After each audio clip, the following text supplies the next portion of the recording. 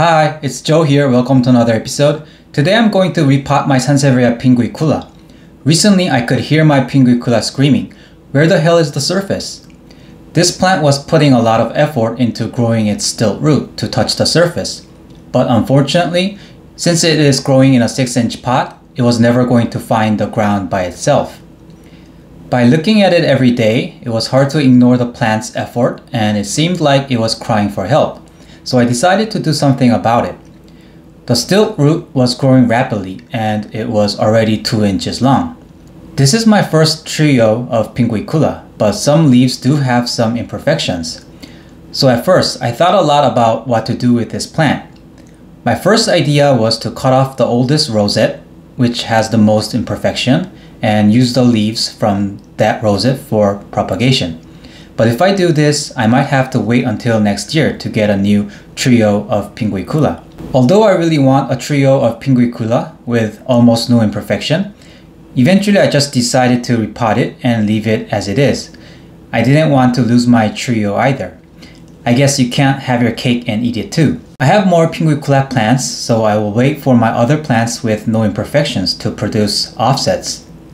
And I bought a perfect size pot for the trio from Target.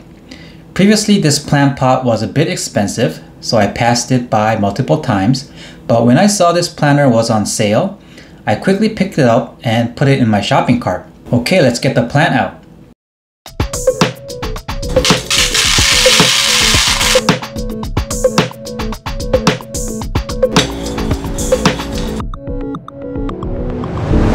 The root system of this plant is more massive than expected.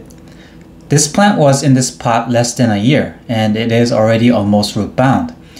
And the roots are really long. I wonder how deep the roots of this plant can go.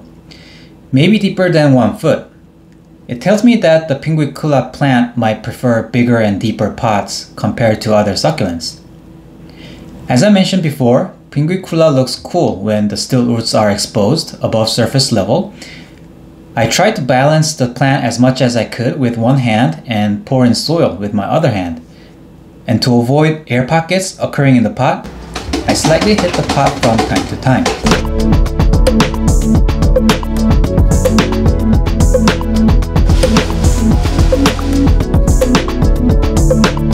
After repotting, I took it out just to see how it looks outdoors. It looks very nice. If it didn't look good, I might have just taken it out and gone with my initial propagation plan.